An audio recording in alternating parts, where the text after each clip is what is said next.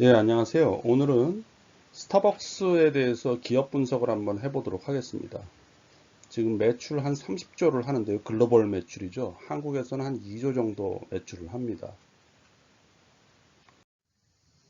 여러분, 지나다니시다가 보면은 이런 현수막 많이 보이시죠? 스타벅스 입점 확정. 이 스타벅스가 입점하면은 건물값이 뭐 오르고, 왜냐하면 여기 사람들이 많이 모이니까 다른 그 공실도 없어지고 다른 임차인도 구하기 쉽다는 겁니다. 그래서 건물주들이 스타벅스가 들어오는 걸 아주 좋아하죠. 이게 그래서 연예인들이 뭐 돈 좀 많이 버시면은 스타벅스 빌딩을 많이 삽니다. 이게 하정우 씨가 화곡동 스타벅스 빌딩 산 거고요. 전지현 씨가 매입한 이촌동 스타벅스 빌딩. 박명수 씨 아내는 뭐 또 성북구에서 한번 샀다 파시고 방배동에 또 스타벅스 빌딩 사시고 해서 뭐 돈을 많이 벌었다. 뉴스가 많이 나더라고요. 송승헌 씨가 매입한 신사동 스타벅스 빌딩입니다. 그래서 이게 뭐 빌딩 하나가 한 4, 50억 이상 되기 때문에 우리 같은 일반인들은 투자를 못 하잖아요. 그런데 이제 스타벅스 펀드라는 게 작년 5월에 나왔더라고요. 이거는 뭐냐 하면은 스타벅스가 입점한 꼬마 빌딩이고 그 스타벅스의 임차 기간이 5년 이상 남은 그 평균 연간 임차료로 스타벅스 매장 하나가 2억 정도 지급한답니다. 그러니까 아주 좋은 빌딩들이죠. 이런 걸 투자하는 사모펀드를 만들어 놨다 이런 뜻입니다. 그래서 최소 1억 원은 투자해야 된다. 이런. 그래서 뭐 50억은 없지만 1억 원 있다. 이런 분들은 이런 거에 투자하시는 것도 괜찮을 것 같습니다. 이거는 전 세계 이제 커피숍 시장 규모인데요. 나라별. 2007년도에는 한국이 한 6억 달러 커피숍 시장이 그랬어요. 그러니까 뭐 한 7천억 정도 되는 거죠. 6억 달러면은. 그런데 2018년도에는 43억 불, 거의 뭐, 저기, 5조 시장이 되는 거네요. 5조. 거기에 이제 한 2조 정도를 스타벅스가 하고 있다. 이렇게 보시면 되겠습니다. 그리고 중국이 엄청나게 커졌네요. 3억 불 하던 게 이제 51억 불. 그래서 뭐, 제일 뭐니 뭐니 해도 제일 큰 시장은 미국 시장이네요. 한 30조 정도 시장이네요. 그래서 10개국의 합계를 내보니까 이제 493억 불이고 약 60조 원입니다. 그러니까 뭐 전 세계 한 200개 국가 다 더하면은 뭐 엄청나겠죠, 시장 규모. 그래서 세계 커피숍 시장 점유율 1위는 뭐 당연히 스타벅스고 압도적입니다. 47%. 그 다음에 2위는 3.1%예요. 근데 그게 코스타 커피라는 건데 영국계 회사랍니다. 뭐 저도 처음 들어봤는데요. 그 세계 2위 코스타 커피는 그 영국의 스타벅스로 불리는 아주 영국에서는 인기가 많은 데랍니다. 근데 작년에 코카콜라가 이 코스타 커피를 인수해 가지고 이제 스타벅스의 최대 경쟁자로 부상했다고 합니다. 한국 커피숍 시장 점유율은 1위가 스타벅스, 뭐 27% 정도 차지하고 있고요. 그다음 2위가 이디야인데 이거는 조금 옛날 2017년 기준이라는데 지금은 거의 투썸 플레이스가 많이 치고 올라왔다. 투썸 플레이스는 원래 CJ 거였는데 저기 그 사모펀드, 홍콩계 사모펀드에게 매각을 했죠. 작년에. 그리고 엔젤리너스, 롯데 계열의 엔젤리너스가 있고 커피빈이 있고 이렇게 한국 시장 점유율이 이렇게 됩니다. 그래서 스타벅스의 그 매장 수가 지금 현재는 뭐 이거는 2018년 말이니까 근데 현재는 한 1300개 정도 되고요. 투썸 플레이스가 한 1000 이제 100개 정도 된다고 합니다. 그래서 주요 커피 전문점 매출을 보면은 스타벅스가 이게 2018년 기준인데 작년 기준으로 한 1.9조를 했거든요. 근데 투썸 플레이스가 2위가 하는데 2,700억. 이 1, 2위 차이가 어떻게 이렇게 심하게 나나. 매장 수도 뭐 그렇게 크게 차이 나진 않는데 이거는 왜 그러냐 하면은 이 투썸 플레이스나 이디야는 이 프랜차이즈 매장입니다. 그러니까 100% 직영인 스타벅스와 단순 매출을 비교할 때는 3.3을 곱해야 된다는 겁니다. 이게 어떤 의미냐? 자, 보시면은 앞장에 있듯이 스타벅스 매출이 뭐 2019년 기준으로 1.9조라고 제가 말씀드렸는데, 1.9조가 되고 투썸 플레이스가 한 2,700억, 이건 2018년 기준이네요. 근데 이거를 9천억으로 봐야 된다는 거예요. 이게 무슨 뜻이냐? 스타벅스는 본부 그 모든 그 1,300개 매장이 다 직영점이기 때문에 매출, 스타벅스 그 재무제표를 보면은 매출은 직영점에서 고객한테 파는 이 수익, 그게 이제 1.6조라는 거죠. 지금 2018년 기준으로. 근데 투썸 플레이스는 그 재무제표를 감사보고서를 통해서 보면은 2,700억 정도입니다. 이거는 가맹점에 대한 매출이고, 가맹점이 고객들한테 판 매출은 투썸플레이스 본사 입장에서, 본부 입장에서는 뭐 크게 저기 물론 중요하지만 본사 재무제표에는 드러나지 않는 거죠. 그러니까 여기가 이렇게 팔았다 그러면은 여기서는 일로 한 3.3배를 해줘야 된다. 그러니 한 9천억으로 예상된다. 그러니까 다시 돌아가서 1조 6천억과 2,700억을 비교하면 안 되고 1조 6천억이라 그러면은 투썸 플레이스는 한 9천억 매출했다. 이렇게 9천억으로 봐야 된다. 이 뜻입니다. 근데 그 매장 수는 둘 다 1,000개, 1,100개, 1,300개 비슷한데 왜 그렇게 차이가 나냐? 이건 객단가가 차이가 나서 그럽니다. 객단가라는 건 뭐냐면은 고객이 1회 구매 시 결제하는 평균 금액을 의미합니다. 그러니까 오늘 매장에 100명의 손님이 왔고 평균 객단가가 1만 원이다. 그러면 오늘의 매출은 100만 원인 거죠. 그래서 객단가라는 표현도 좀 알아두시고요. 자, 스타벅스 코리아 주주 현황입니다. 이게 97년 9월에 설립이 됐는데 이마트가 50% 지분을 가지고 있고 스타벅스가 본사 미국 시애틀에 있죠. 50% 지분을 갖고 있는 이제 합작법인입니다.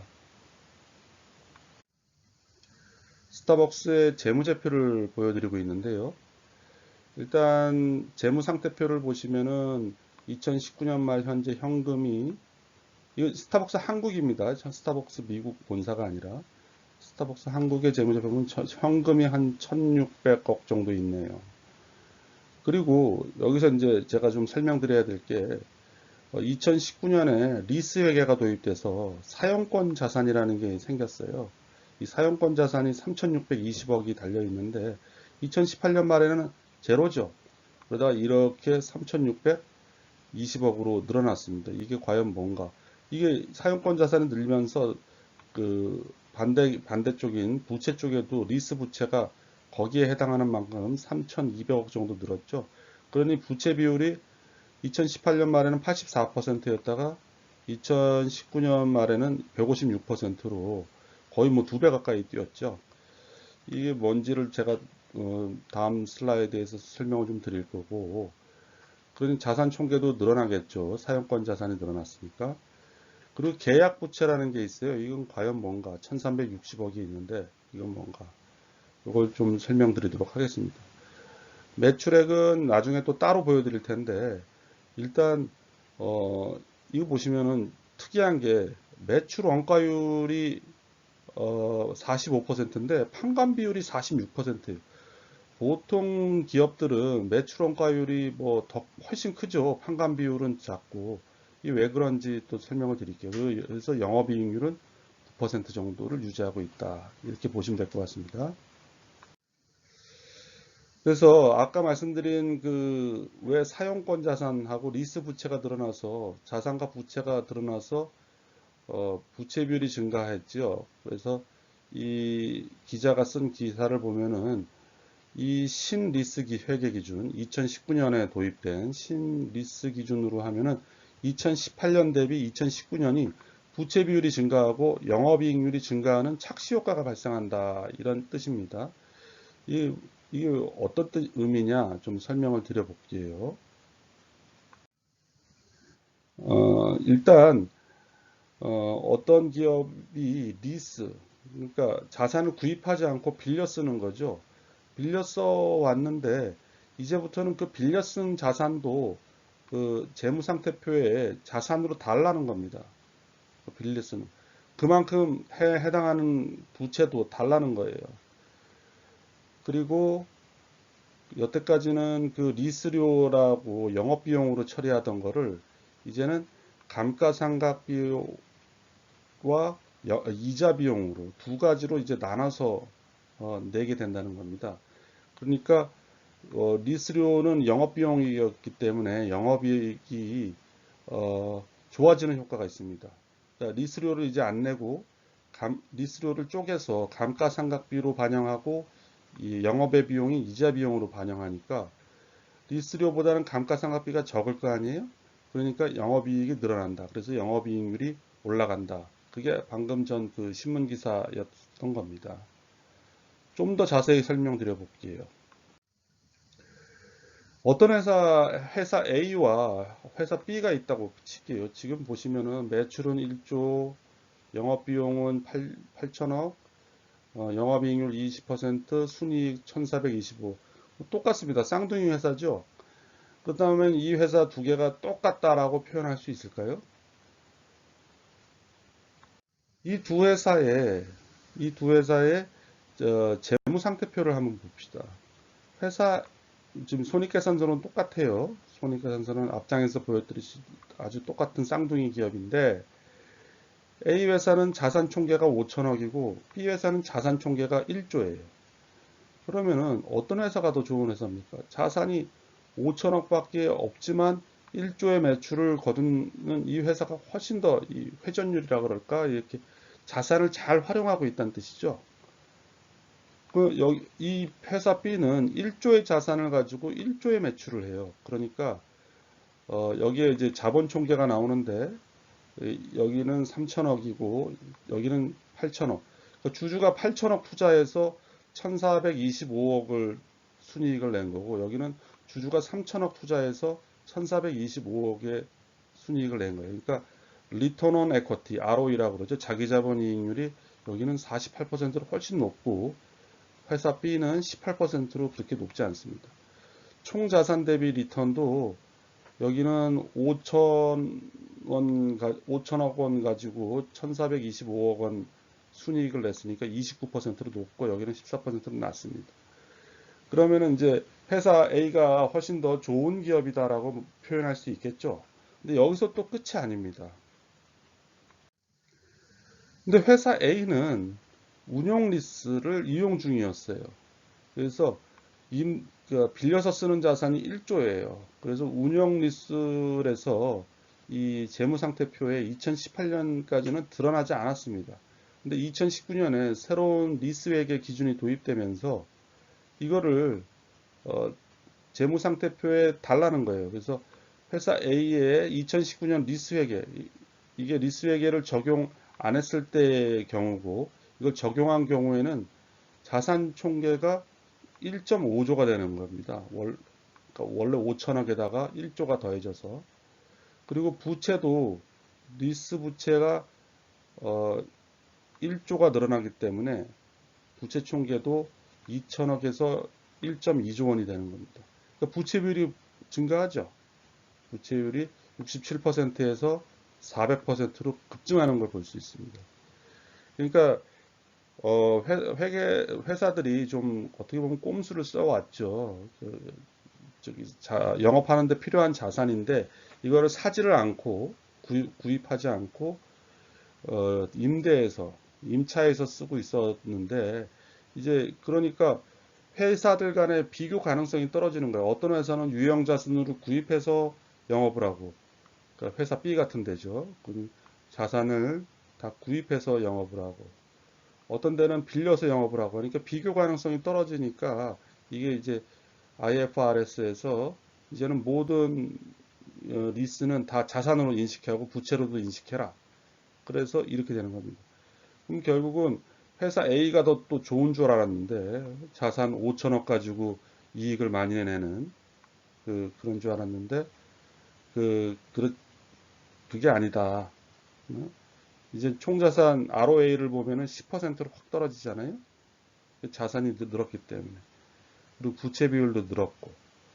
그 다음에 영업이익률이 는다는 건 뭔 뜻이냐 하면은 원래 연간 리스료로, 그러니까 2019년 운용 리스에 대한 그 리스 회계가 도입되기 전에는 1,000억 원을 내고 있었어요. 그러면 이게 다 영업비용입니다. 영업비용, 판관비나 매출원가에 들어가는 영업비용인데, 이 리스료를 쪼개보면 감가상각비 성격이 한 700억 원 있었고, 이자 비용 성격이 한 300억 원 있었어요.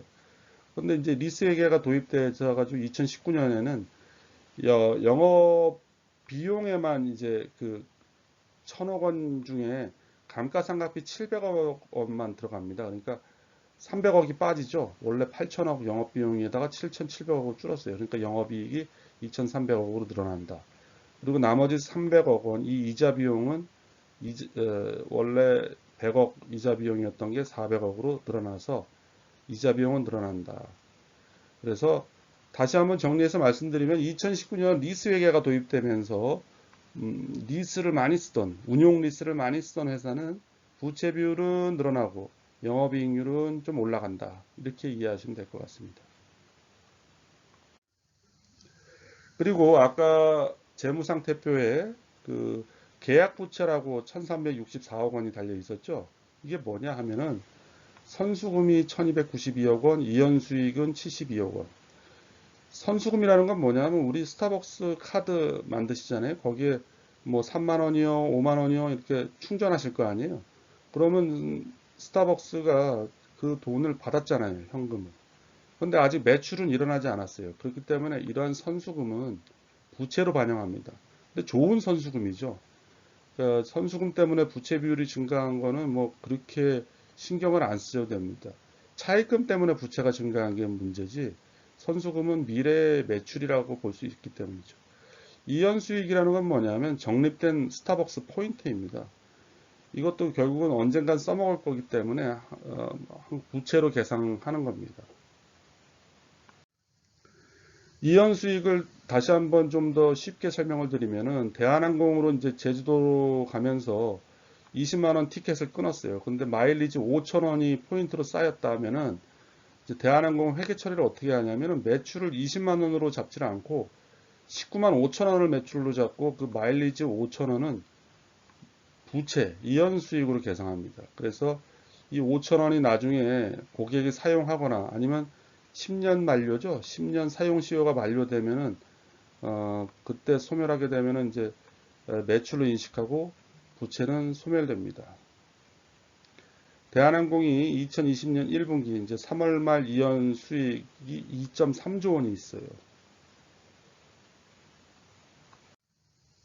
자, 스타벅스 한국의 손익계산서를 보고 계신데요. 2019년 보시면은 1.9조 원 정도 매출을 했고요. 단위는 10억 원입니다. 매출 원가율이 45%, 환관 비율이 46%, 영업이익률이 9%라고 했죠. 뭐가 이렇게 매출 원가율이랑 환관 비율이 높은지 한번 보시죠. 여기서 원재료비가 차지하는 비중을 먼저 보실까요? 2,700억인데 총 스타벅스 매출액이 1.9조인데 그 중에 2,700억이 원재료비예요. 그러니까 14%가 원재료비란 얘기입니다. 그러니까 여러분이 스타벅스에 가서 한 만 원어치 구매를 했다. 그럼 한 1,400원 정도가 뭐 커피 원두값이니 뭐 우유니 아니면 그 용기 가격인 거죠. 원재료비는. 원재료비가 상당히 낮은 업종 중에 하나입니다. 또 하나 낮은 업종이 화장품업이 또 낮아요. 그리고 보면은 이 종업원 관련 원가가 아주 많습니다. 종업원들이 뭐 5,440억 원 매출 원가로 잡히네요. 매출 원가나 판관비로. 그리고 임차료, 목 좋은 곳에 쓰고 있으니까 임차료가 이제 1,870억이 되는 거죠. 임차료 중에 일부는 리스 회계로 들어가 가지고 감가상각으로 들어갔어요. 원래 감가상각이 이제 사용권자 상각이 제로였는데 940억이 됐죠. 그러니까 어떤 건물은 리스 회계에 적용을 받아 가지고 그 임차료가 2018년 대비 줄어들고 사용권 자산 삼각비로 빠지게 됩니다. 그리고 지급 수수료라는 게 있는데 1740억을 사용했네요. 2019년에 비용 지출했네요. 이건 매출액의 5%를 스타벅스 본사에 지급하는 겁니다. 이거는 이렇게 알아주시면 될 것 같고요. 자, 스타벅스의 이제 독특한 임대료 구조를 좀 말씀드리면은 스타벅스는 우리가 대충 뭐 보통의 임대차 계약은 보증금 내고 고정 임차료를 내잖아요. 근데 스타벅스는 보증금을 안 내는 대신에 매출의 일부를 떼어주는 방식을 더 선호한답니다. 그러니까 최근에는 스타벅스 측이 매출 분배 방식을 더 선호한다. 그러니까 그러면은 매출에 얼마를 떼어주냐? 10% 초중반대로 떼어준다고 합니다. 그리고 드라이브 스루처럼 스타벅스 전용 건물인 경우 스타벅스 하나밖에 없잖아요. 그럼 분배율 20%가 아니라 뭐 15%, 20%로 올라간다는 얘기죠. 그래서 매출 대비 임차료 비중은 한 16.5% 정도 됩니다. 그래서 매장당 평균 임차료가 한 1억 8천만 원 정도 되고 매출액 대비 임차료 비율은 16.5%. 그렇기 때문에 이 판관비가 센 거예요. 판관비가 스타벅스 코리아가 판관비가 매출 원가율보다 높다 그랬잖아요. 아까 46% 판관 비율이 매출액 대비 46%인데 그 중에 임차료가 차지하는 비용이 크고 또 하나는 그 미국 본사에 매출의 5%를 내는 그 지급 수수료가 크다. 이렇게 보시면 될 것 같습니다. 그래서 그 로열티가 2001년부터 18년 동안 스타벅스의 자회사인 스타벅스 인코퍼레이티드 네바다에다가 한 3,700억을 로열티로 지불했어요. 그러니까 여러분이 톨 사이즈 한 잔 4,100원 주고 사 드신다면 그중에 205원 정도가 미국의 스타벅스 본사로 간다. 이렇게 보시면 될 것 같습니다. 그리고 스타벅스와 이마트는 각각 자본금 100억 원을 투입해서 만든 회사예요. 100억 원을 투자해서 로얄티로만 3,700, 배당 빼고요. 로얄티로만 3,728억을 걷어갔으니 이건 뭐 스타벅스 본사 입장, 미국 본사 입장에서 엄청나게 좋은 투자였죠. 물론 이마트도 뭐 대단합니다. 배당 수익만 하고 이 기업 가치만 해도 엄청나게 많이 뽑아갔죠. 아주 좋은 투자였죠. 여기서 한 가지 특이한 점은 한국 스타벅스 매장들은 미국 스타벅스 입장에서는 가맹점입니다. 그래서 이게 미국의 그 가맹점 스토어에 들어오는 거예요. 한국 매장들은. 지금 전 세계적으로 스타벅스 매장 수가 우리가 5위입니다. 지금 이건 좀 옛날 자료라서 그런데 지금 1331개 점포를 가지고 있어요. 근데 이 1331개 점포들이 다 한국 스타벅스 코리아에는 직영점들이에요, 다. 미국 본사의 입장에서는 가맹점이고 스타벅스 커피 코리아에는 직영점이다. 이렇게 이해하시면 될 것 같습니다.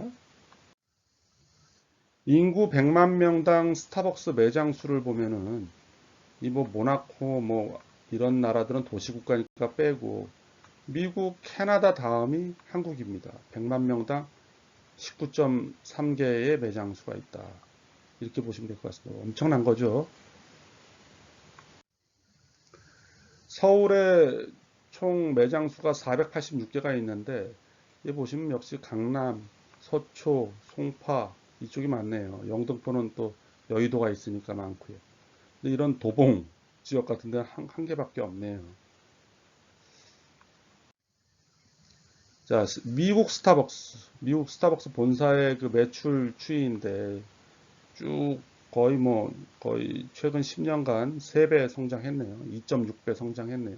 그래서 265억 달러니까 이제 30조 매출을 한 거죠, 작년에.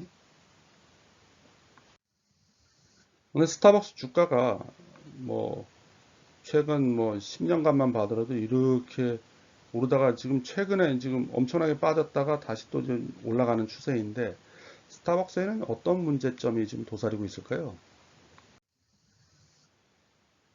일단 스타벅스의 문제점을 얘기하기에 앞서서 스타벅스에도 그 스타벅스 미국 스타벅스 본사 이 재무제표 기준입니다.